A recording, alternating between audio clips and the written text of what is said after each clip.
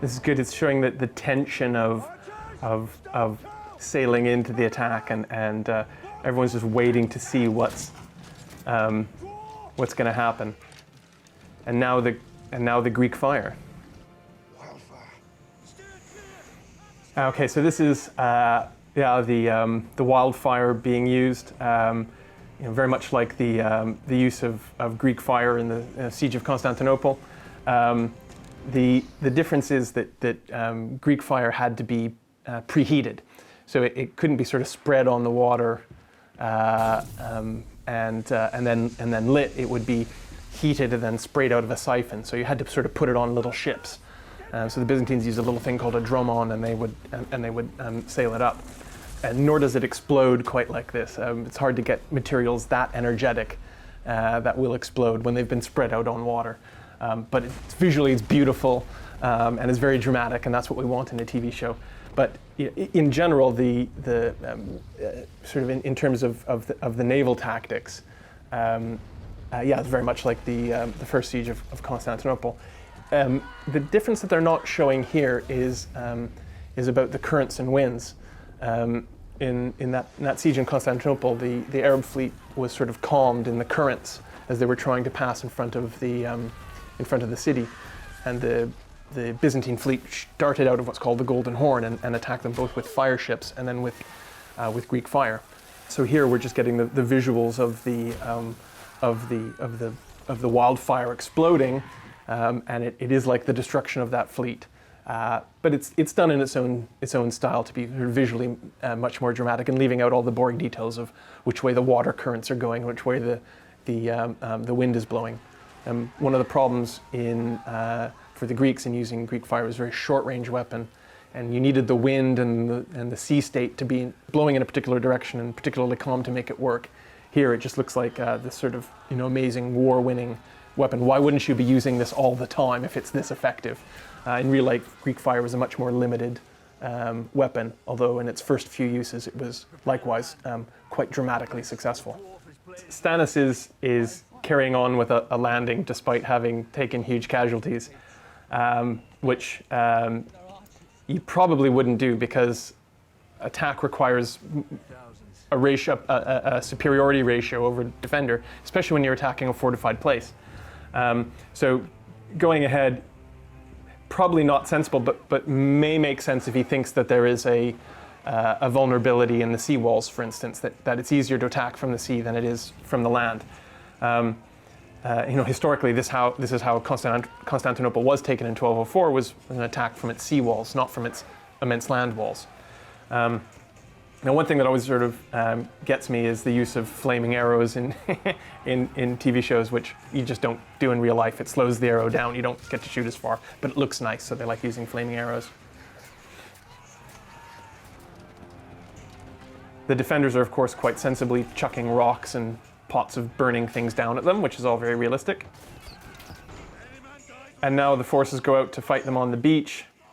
I don't know why you would bother, because they can't get up the walls, so just shoot them down sitting outside the walls. Defensive positions are defensive positions for a reason. Here come the ladders. Here come the escalade ladders. They might have wanted to have those when they started attacking. You can sometimes take a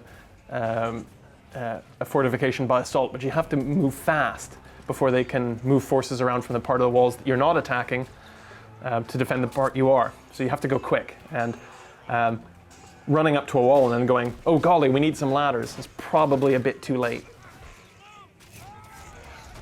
Now, using their boats as shields is pretty clever.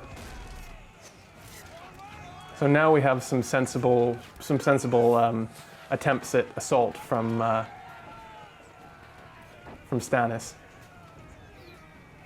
Battering rams and ladders and all that, that's all historically spot on.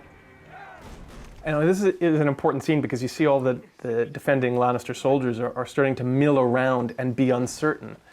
And this is why leadership is so important in that period, is especially something as complex as a defense of a fortified place. The men have got to be in the right place, and they have to know what's going on. In any battle, a victory or loss is more of a thing in the mind than it is a thing on the battlefield. And these men are looking defeated. And this is where the king or the leader has to do his job. This is where they earn their pay, is to motivate those men. And that's really, that's a definition of leadership, is to make men do something they might not otherwise do. Joffrey's got none of that, and Tyrion does. Tyrion's attack on the outside of the walls is good in part because it, one of the things about medieval force, now here it's all just sort of looks like a melee, but best way to sap the morale of a force you're attacking is to take them from the flank or the rear, in part because it's difficult to turn an entire army to change direction and then have them continue fighting. So here they're pinched against the walls. They've been taken from the flank. It's exactly what you want to do, especially if you've got less force and you're defending.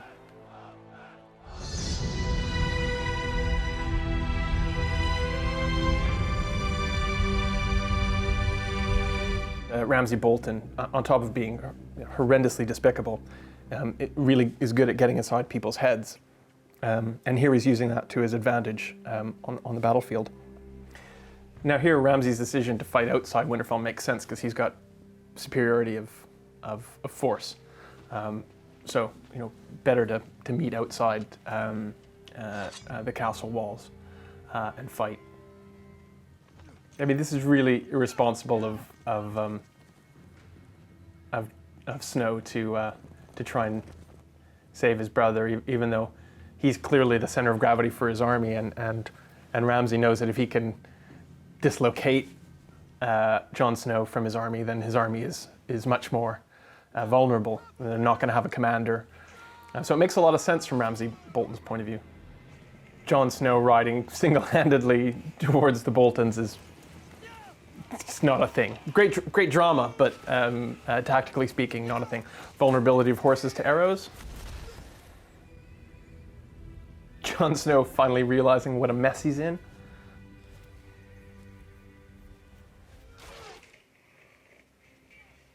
And one thing they've got here is the destructiveness of archery, which actually a lot of armies don't figure out until the late medieval period. And of course then the big wall of bodies that they continue to fight. This has been noted on a few sort of defensive battles, most notably Thermopylae, where the Spartans are defending and the Persians are being stacked up in walls in front of them. I mean, the interesting thing here is there is no command of this battle. Jon Snow's just run in and it's just a big melee in the middle. And because he's not actually commanding, poor Jon Snow's getting put into a pocket. And there's no tactics here, it's just groups of men running at each other screaming. And now they're in a pocket. This has happened, most notably Battle of Cannae. Hannibal killed something like 50,000 Romans by feigning a retreat in the middle and then flanking them on both sides, and then it was just the rest of the day just cutting men down. And the problem when you're put in a pocket like that is only the people on the outside can fight, and everyone else who's ganged up in the middle is just waiting their turn to die. And here Jon Snow crushed in the massive men. This must have been what it was like to be a Roman at Cannae as they were being slowly destroyed over the course of a day. And now here come the cavalry. And the Riders of the Vale have lances, which is the superior weapon if you're fighting from horseback, because you can actually get the most out of the momentum of the horse. And there the Boltons are destroyed by the cavalry. And here's the problem that Ramsay Bolton has is he's lost all his force outside of the castle, and now he doesn't really have anything left significantly to defend. So it's always a trade-off. So he fights outside the battle because he reckons he's superior and he reckons he can defeat Jon Snow. If he kills Jon Snow is the center of gravity for that army, then he wins. But he's traded off the ability to defend his defended place, his castle.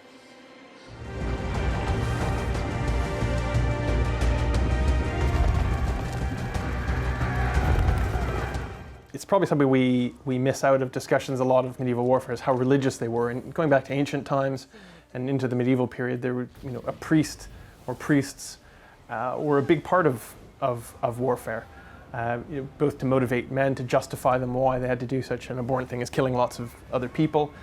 So actually, I think having this sort of religious component here is not unusual. I'm not sure why you would send the Dothraki charging. What are they charging at? What are they going to accomplish, and how does it fit into the plan? I'm not sure that makes sense to me. You have this asset, this mobility, and it's a shock capability. Why would you commit it first? No, you want to, in a battle, you want to let the other side commit first. If they commit first, then you can see what their plan is, and there's a balance. You want to keep initiative, so you want to keep freedom of maneuver, and you want them to commit themselves to a course of action first. So sending off your largest shock capability in the first instance against an enemy you don't know the size and shape of doesn't strike me as good thinking militarily. And they're all dead.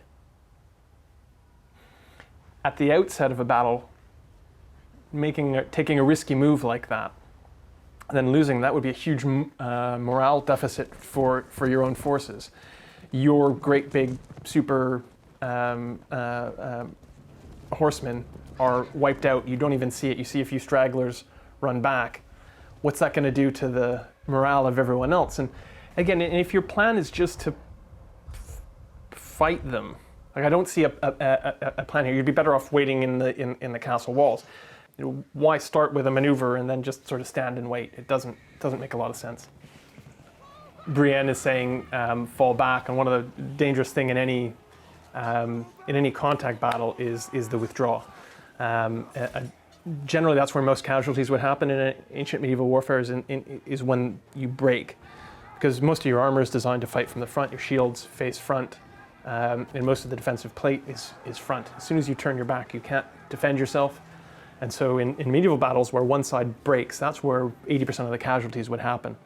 So here they're withdrawing through a gap in these fire trenches to defend the city.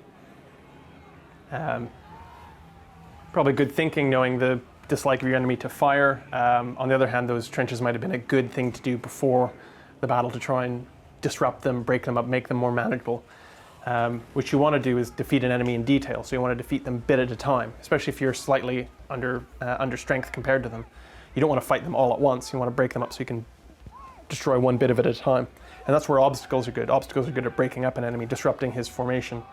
Now the Uncel leader is showing that they're actually disciplined. They're keeping their line. They're retreating carefully. And this is the advantage of having really well-trained professional infantry, is they can do things like that. They can withdraw in contact and keep formation. We talk in modern military discussion of trying to identify and target the enemy's center of gravity. The center of gravity is the balance point. If you knock that out, then the enemy's ability to continue fighting is seriously compromised. Now here you would have hoped that the battle plan up to this point might have shaped the battle so they could attack the Night King, but they haven't. It's just kind of been a melee up to this point. And it's only now that Jon Snow, Daenerys are trying to target the center of gravity, which is the Night King. If they take him out, the zombie army ceases to exist. So the whole point should have been to try and target him, or isolate him and target him from the beginning.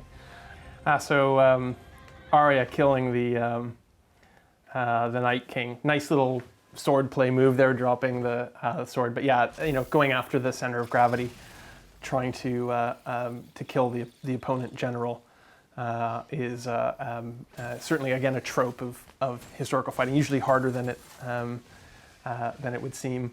Often that's done by some sort of trickery. A good example, Battle of Hastings. As soon as Harold is dead, then the Saxon ability to continue to fight is gone because their king is gone. The zombie army is literally melting away, and you don't have something quite so literal, but lots of examples over time where when the leader dies, the army that he's leading, not literally melt away, but at least figuratively, all just sort of, all right, that's done, we're out of here. But actually wars are made up of the behaviors and actions of tens of thousands of normal people who aren't big heroes or aren't big leaders. And here they're just extras dying in the background. But we have to remember that wars are about real people and real lives.